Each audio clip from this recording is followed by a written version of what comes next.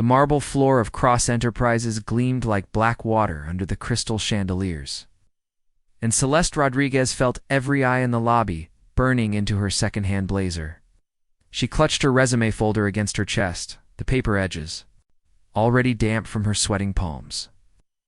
This was her 7th interview this week, her last chance before the eviction notice became reality. Miss Rodriguez. The receptionist's voice cut through the morning bustle like a blade. Rita's perfectly manicured nails drummed against her glass desk, each tap echoing Celeste's racing heartbeat. Mr. Cross will see you now.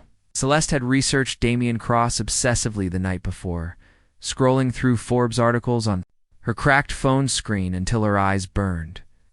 Youngest Fortune 500 CEO, self-made billionaire. Known for his ruthless business tactics and ability to read people like open books. It's the kind of man who could change her life with a single word. What she hadn't found in any article was why he had personally requested to interview her. A nobody with a community college degree and 3 years of retail experience. The elevator ride to the 42nd floor felt like ascending to another world. Through the glass walls, the city spread below like a circuit board, all lights and calculated connections. Celeste pressed her lips together to keep them from trembling. Her mother's words echoed in her mind from that morning. Your kindness is your greatest strength, Mia. But sometimes the world mistakes kindness for weakness. The elevator doors whispered open to reveal a hallway that belonged in a museum. Original paintings lined the walls, and the carpet beneath her worn flats was so thick it seemed to swallow sound. Tyler Manning, Cross's assistant, appeared as if materialized from the shadows. His suit probably cost more than her family's monthly rent. This way, Miss Rodriguez. The office door was solid mahogany, heavy enough to muffle screams. Tyler knocked once, then pushed it open without waiting for a response. Sir, Miss Rodriguez is here? Send her in? The voice was deeper than she'd expected, with an edge that made her skin prickle. Celeste stepped into the office and felt the door close behind her with a soft click that sounded remarkably like a trap snapping shut. Damian Cross stood with his back to her, silhouetted against floor-to-ceiling windows that offered a god's-eye view of the city.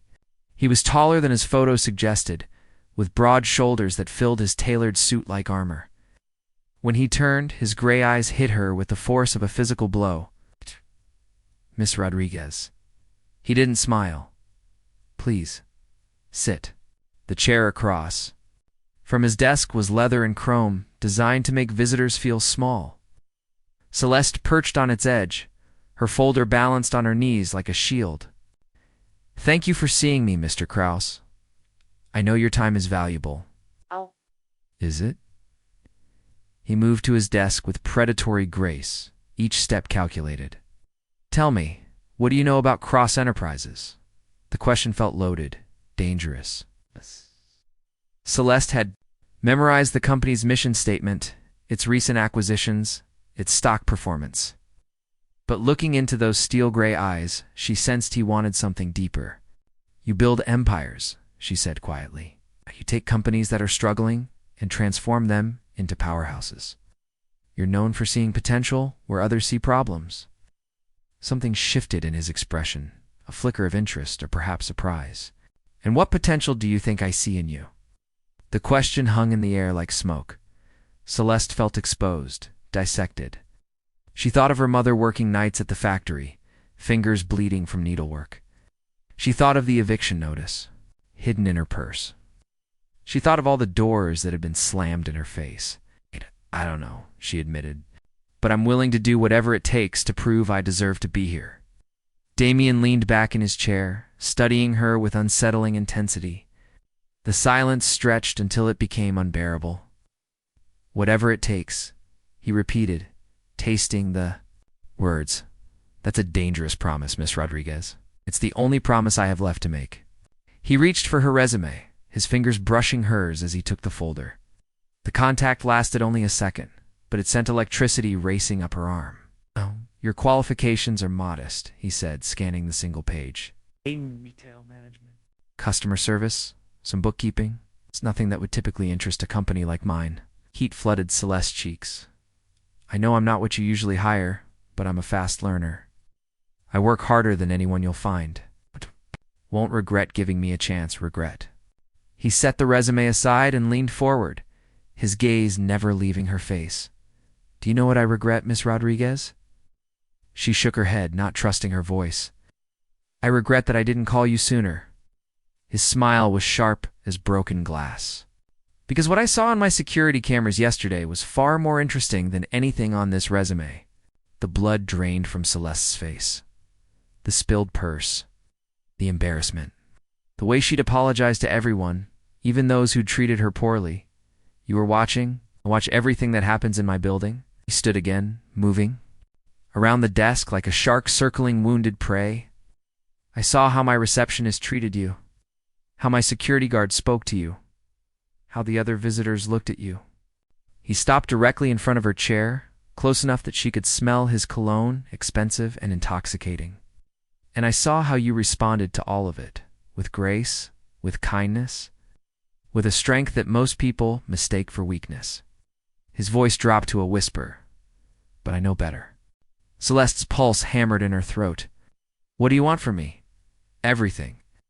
The word fell between them like a stone into still water. I want your loyalty, your dedication, your complete and absolute trust. And in return, smile widened, revealing perfect teeth that looked capable of tearing flesh. In return, Miss Rodriguez, I'm going to make you untouchable. 3 weeks later, Celeste sat in her new corner office on the 38th floor, staring at the contract that would change everything. The paper felt heavy in her hands, weighted with possibilities and dangers she was only beginning to understand. The transformation had been swift and unsettling. One day she was folding clothes at a discount retailer. The next she was Damian Cross's personal assistant with a salary that made her mother cry tears of relief. The eviction notice had been handled with a single phone call. Their electricity was restored within hours.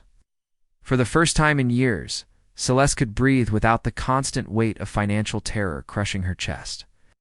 But nothing came without a price, especially from a man like Damian Cross. Second, thoughts. His voice cut through her reverie like silk over steel. Celeste looked up to find him leaning against her doorframe, his presence filling the space even though he hadn't stepped inside. Over the past weeks, she'd learned to read his moods in the set of his shoulders, the angle of his jaw, the particular shade of gray his eyes turned when he was planning something. Right now, they were storm cloud dark. No second thoughts, she lied, setting the contract on her desk. Just making sure I understand everything. Understanding is overrated. He entered her office uninvited, as he did everything, with the confidence of a man who owned the air he breathed. Trust is what matters. The contract was unlike anything she'd ever seen. It wasn't just an employment agreement, it was a binding of souls. Exclusive loyalty clauses that would make leaving impossible. Non-disclosure agreements so comprehensive. They covered not just business secrets, but personal observations. Performance metrics that seemed designed to consume every waking moment of her life. And buried in the fine print, a clause that made her stomach clench. Employee agrees to relocate to company. Housing within 30 days of contract execution. The apartment, she said, looking up at him. You want me to move? I want you close. He moved to her window, gazing out at the city spread below them like a chessboard. The penthouse has a guest wing.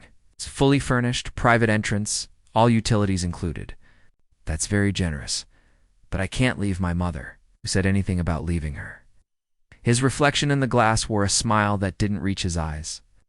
The penthouse has 4 bedrooms, plenty of space for family. The offer was too perfect, too convenient. Celeste had learned enough about Damian Cross to know that his generosity always came with invisible strings attached. Why? She asked. Why are you doing this for me? He turned from the window, and for a moment his mask slipped. Raw and hungry in his expression, something that made her pulse race and her instincts scream danger in equal measure. Because I've been watching you, Celeste. Her name on his lips sounded like a prayer and a threat. For 3 weeks, I've watched you transform this company from the inside out. Rita actually smiled at a visitor yesterday. Miguel helped an elderly man with his packages. You're changing people just by being yourself. That's not me. That's just basic human decency. which is exactly my point.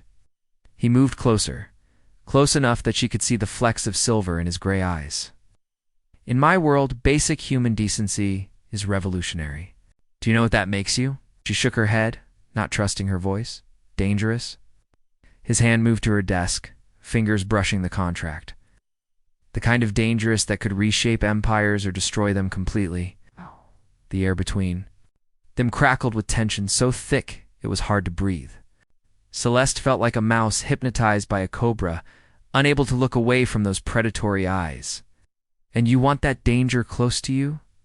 I want that danger working for me? Or his voice dropped to a whisper. I want it in my building, in my penthouse, in my life.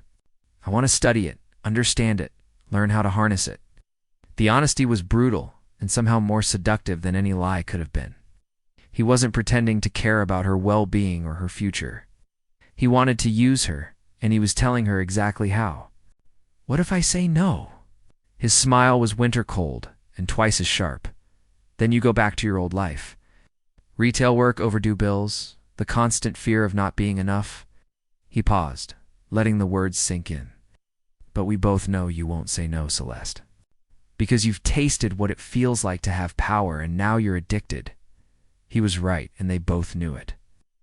3 weeks of financial security had shown her a world she'd never imagined possible.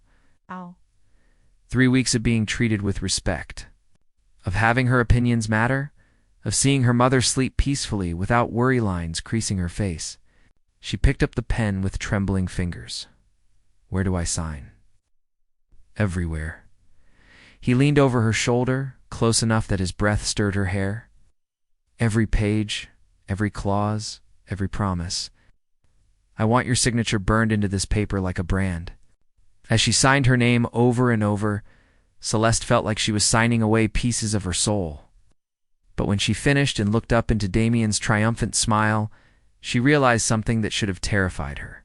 She didn't care. Welcome to your new life, Miss Rodriguez. He gathered the signed contract with reverent care.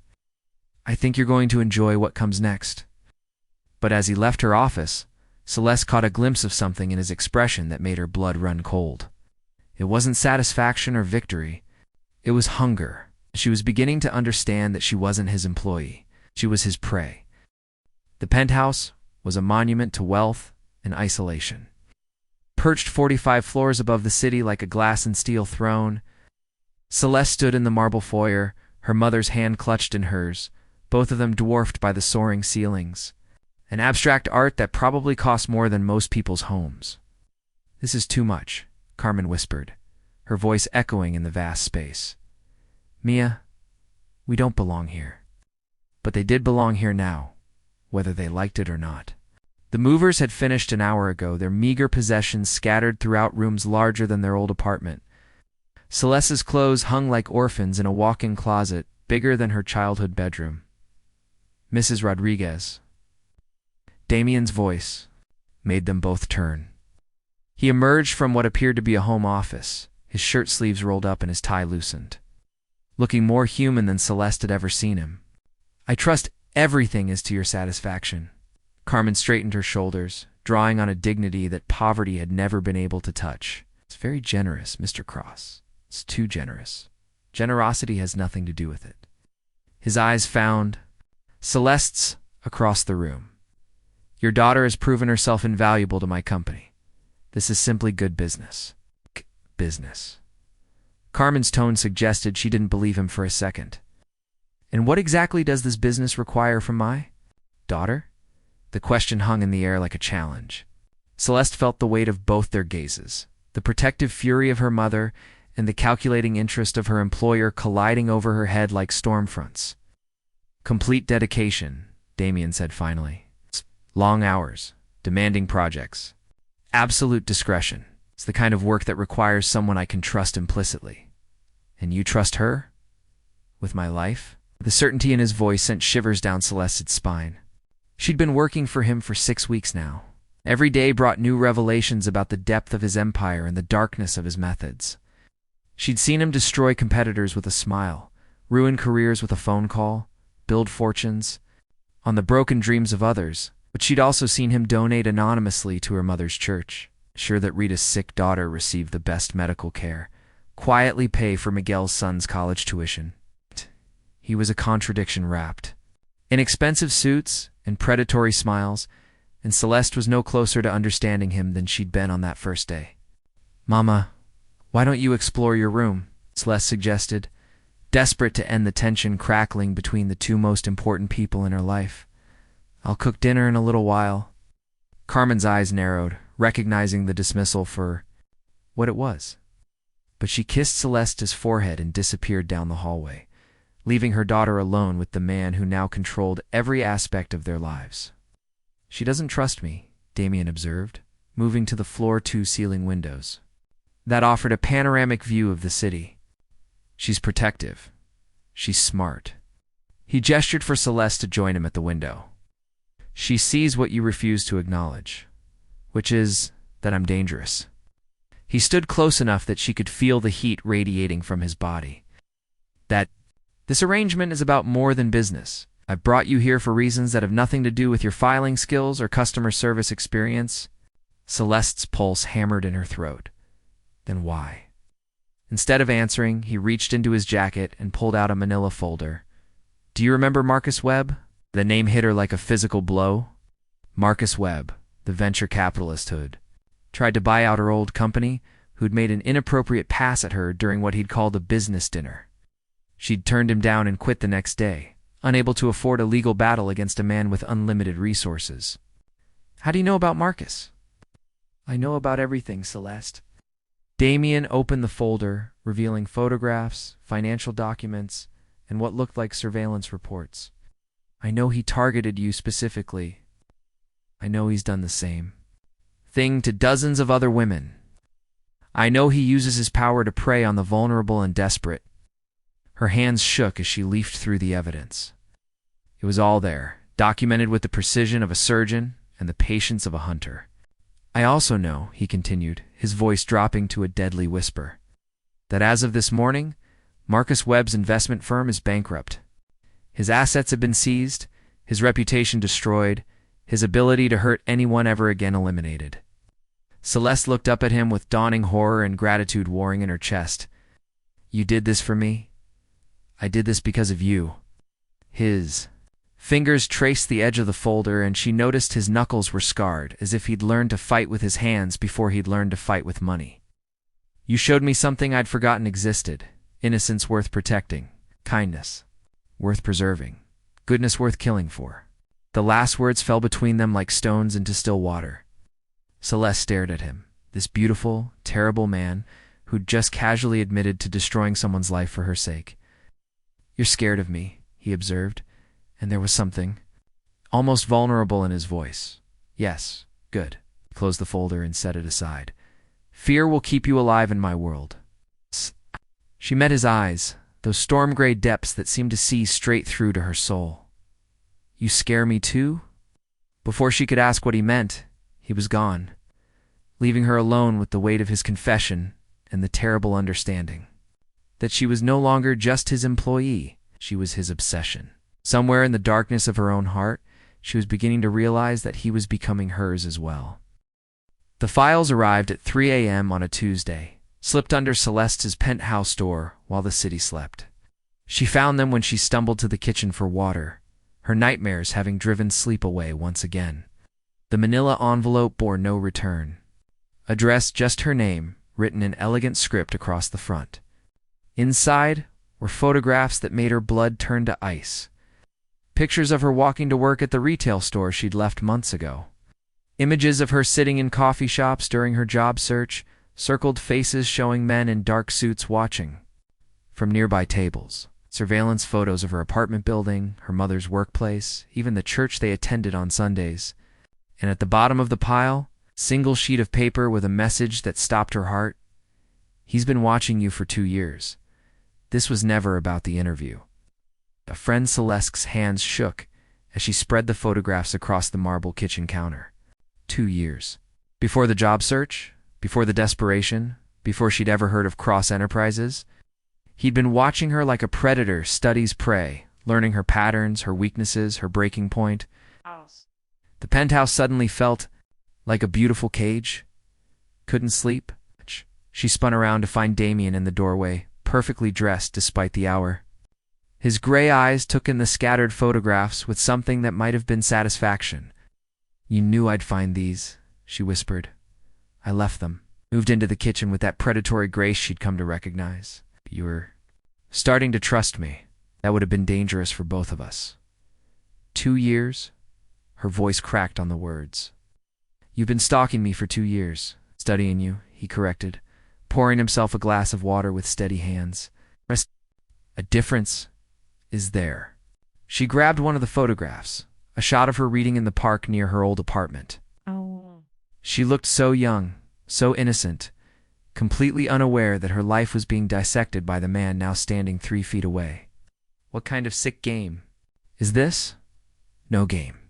His voice was calm, clinical, as if they were discussing the weather. "Do you know what I do when I want to acquire a company, Celeste? I don't care. I study it. I learn everything about its operations, its weaknesses, its potential. I watch how it responds to pressure, how it adapts to change. I identify what makes it valuable and what makes it vulnerable." He set down his glass and stepped closer. "Then I decide whether it's worth owning." The words hit her like physical blows. "I'm not a company." "No." His hand reached out to touch her face, and she jerked away as if burned. "You're much more valuable. You're insane." "I'm thorough." He picked up another photograph, this one showing her helping an elderly woman with her groceries. "Do you see this? You stopped to help a complete stranger even though you were already late for work, even though you couldn't afford to lose. Another job?" He selected another image. "Here you are, giving your lunch money to a homeless veteran. You went hungry that day because you couldn't bear to walk past someone in need." And another, "Staying late to help a coworker who was struggling with her divorce, even though your manager docked your pay for the overtime." Each photograph was a moment of kindness she'd forgotten, small acts of goodness in a world that had shown her little mercy. But seeing them through his eyes, cataloged and analyzed like specimens, made her feel violated in ways she couldn't name. "You think this justifies what you've done?" she demanded. "I think it explains it." He gathered the photographs with careful precision. "Do you know how rare true goodness is, Celeste? How many people I've encountered in 32 years who put others before themselves without expectation of reward. I don't care about your philosophy." 3, he continued, as if she hadn't spoken. 3 people in my entire life have shown me genuine selflessness. My grandmother, who died when I was 12, our nurse who held my hand when I was dying in a hospital at 15, and you." The pain in his voice was raw, unguarded, and it caught her off balance. For a moment, the predator was gone, replaced by something broken and desperate. "That doesn't give you the right to manipulate my life. My rights are for people who have the luxury of moral choices."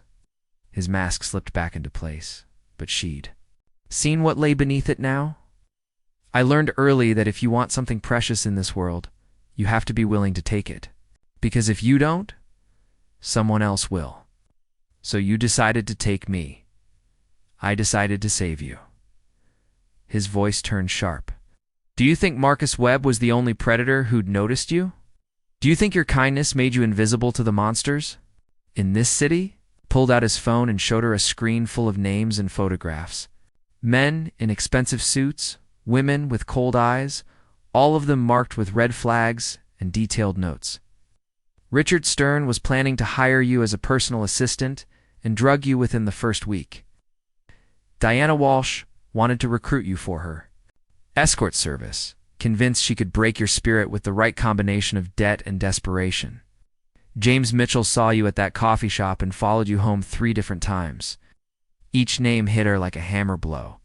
She recognized some of them from news articles, respected business leaders and social elites who moved in circles she'd never imagined touching her life. "They all saw what I saw," Damian continued. "Someone beautiful and vulnerable and kind, someone who could be used.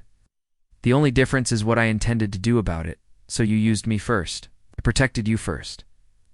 His eyes blazed with something fierce and possessive, eliminated the threats, controlled the variables, created a safe space where your goodness could exist without being destroyed by the world's cruelty. By making me your pet, by making you mine. The words hung between them like a live wire. Celeste stared at him, this beautiful monster who'd rearranged her entire existence around his obsession, and felt something terrible stirring in her chest. Not just fear, not just anger, understanding. "You're not saving me," she whispered. "You're saving yourself." His face went very still, and she knew she'd struck something vital. "You're right," he said finally. "I am saving myself. Because watching you exist in this world, seeing your light get dimmer every day, knowing that eventually someone would break you beyond repair, was killing me by inches. You don't even know me. I know you better than anyone alive." He moved closer, and this time she didn't step away. "I know you cry during insurance commercials because they remind you of your father. I know you alphabetize your books, but keep the broken-spined ones because throwing them away feels like abandoning friends. I know you haven't been on a date in 8 months because the last one called. You naive for believing people are fundamentally good." Each detail was a small invasion, a piece of herself she'd never chosen to share. But they were also proof of an attention, a devotion that no one had ever shown her before. "I know," he continued, his voice dropping to a whisper, "that you're falling in love with me despite everything your rational mind is screaming. And I know that terrifies you almost as much as it terrifies me." She opened her mouth to deny it, but the words wouldn't come. Because somewhere in the twisted maze of his obsession and her captivity, something real had grown. Something that felt like choice, even when it wasn't. Something that might have been love if it hadn't been built on such a dark foundation. "What happens now?" she asked. He reached out and touched her face, and this time she didn't pull away. His fingers were warm against her skin, gentle despite the violence she knew they were capable of. "Now," he said, "you decide whether you can love a monster who would burn the world down to keep you safe, and if I can't," his smile was heartbreaking, in its honesty, "then I'll spend the rest of my life learning how to be worthy of the woman who showed me what goodness looks like." 6 months later, Celeste stood at the edge of the penthouse balcony. City spread beneath her like a glittering circuit board. The wind, 45 floors up, was different from street level, thinner and sharper, carrying the scent of rain. In distant possibilities. The manila envelope in her hands contained everything she needed to disappear. New identity documents, untraceable bank accounts, a detailed plan that would take her and her mother anywhere in the world beyond Damian's reach. It had arrived that morning, slipped under her door by the same mysterious friend who'd shown her the surveillance photos months ago, but this time there was no note. Just an address and a time, meeting that would change everything one way or another. "The Jensen contract needs to be finalized by tomorrow," Damian's voice came from behind her, carefully neutral. He'd been different since that night in the kitchen, more cautious, as if walking on eggshells made of his own making. "I'll have it ready." She didn't turn around, couldn't bear to see the way he looked at her now. Like something precious and fragile that might shatter at any moment. "Celeste." The formality dropped from his voice, leaving only the man beneath the title. "We need to talk." She finally faced him, taking in the lines of exhaustion around his eyes. The tension in his shoulders that expensive suits couldn't hide. He looked older than his 32 years, worn down by the weight of maintaining a facade that was slowly crumbling around them. "I know about the envelope," he said quietly. Of course he did. This was his building, his world, his carefully controlled environment where nothing happened without his knowledge. "Are you going to stop me?" "I should." He moved to stand beside her at the railing, close enough that she could smell his cologne. Distant enough to give her space to breathe. 6 months ago, I would have eliminated the threat, increased security, done whatever it took to keep you here. But 6 months ago, I didn't understand the difference between possessing something and truly having it. He looked out at the city, his profile sharp against the evening sky. "You've been here in body, but I lost you the moment you saw those photographs. I turned you into exactly what I was trying to protect you from, becoming a beautiful, broken thing existing in a cage." The admission hung between them like smoke. Celeste felt tears burning behind her eyes, months of anger and confusion and impossible love threatening to spill over. "So what now?" Instead of answering, he reached into his jacket and pulled out a different envelope, this one sealed with his personal letterhead. "Your real contract," he said, offering it to her. "Not the one you signed under duress, not the one designed to bind you to me forever. This one." With trembling fingers, she opened it and found something that took her breath away. Simple, straightforward, and completely voluntary. A standard employment agreement with excellent benefits, reasonable hours, and most importantly, a termination clause that could be activated by either party with 2 weeks' notice. "I don't understand.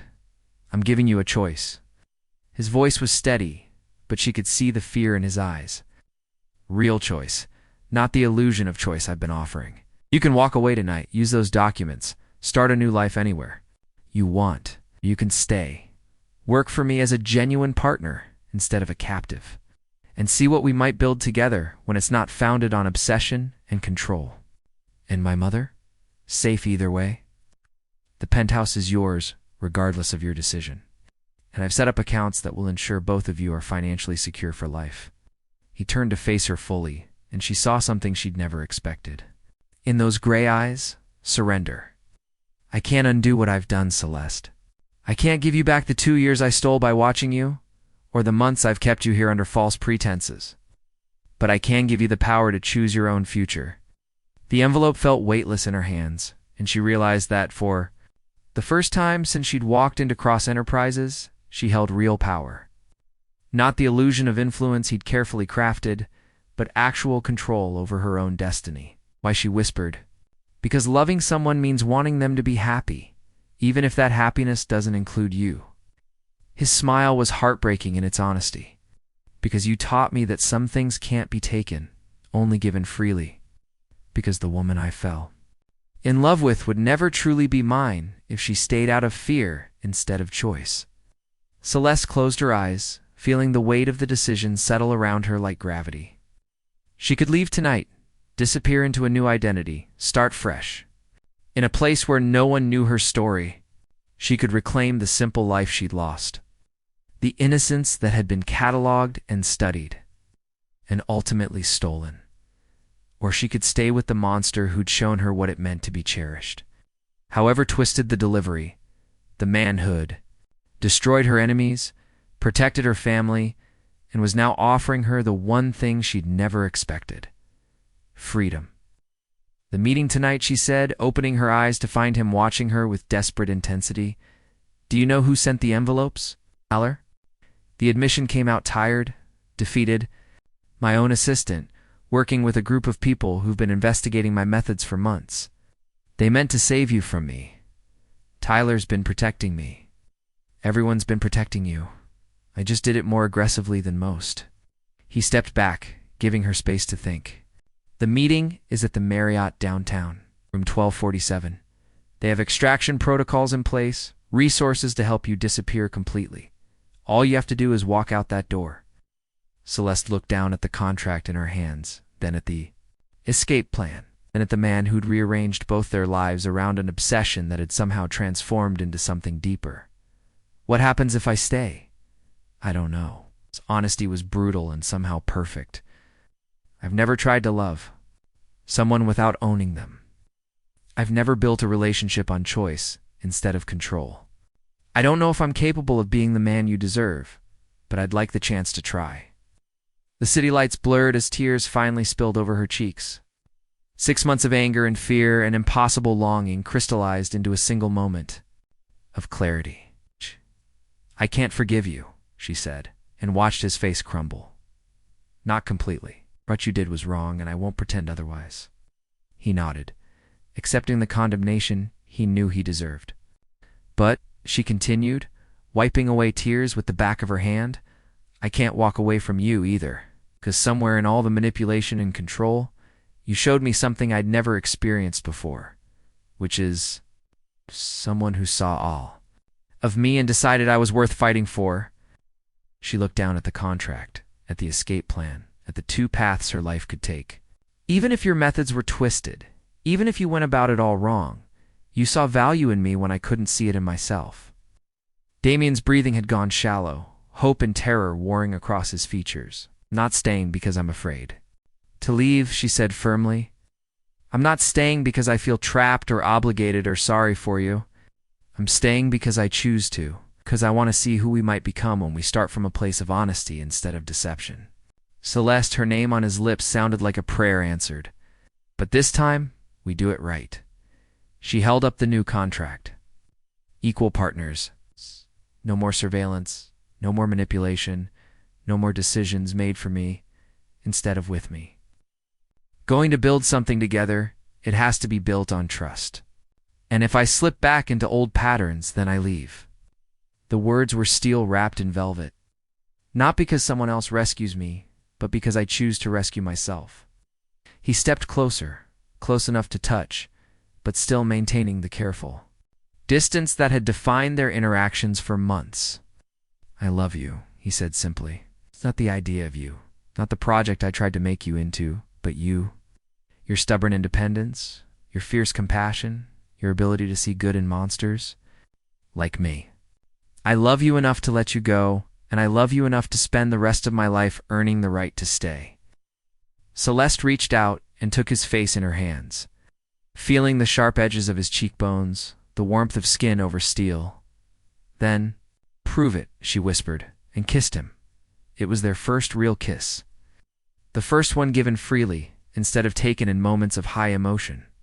It tasted like tears and possibilities, like endings and beginnings wrapped together in the space between heartbeats. When they broke apart, the escape plan was forgotten on the ground, scattered by the wind that carried dreams and second chances. Across the city below, no more cages, she said against his lips. No more cages, he agreed, and for the first time in months. His smile held no shadows. 3 years later, Celeste Cross stood in the same spot on the balcony, but everything had changed. The ring on her finger caught the morning light, a simple band that had been freely given and freely accepted. The company that bore her new name had transformed from a monument to one man's empire into something that resembled a family, imperfect, but genuine. Her mother was in the kitchen, teaching Damian how to make proper rice and beans, their laughter drifting through the open doors like music. Tyler had been promoted to vice president after his role in her rescue attempt had been revealed, his guilty conscience transformed into fierce loyalty when he realized his boss was actually capable of change. The penthouse was still a beautiful space, but it no longer felt like a cage. It felt like home, Mrs. Cross. The voice belonged to Elena Martinez, the newest addition to their executive team, a young woman with bright eyes and fierce determination, who reminded Celeste of herself 3 years ago, but without the desperation that had made her vulnerable to predators. Just Celeste, please.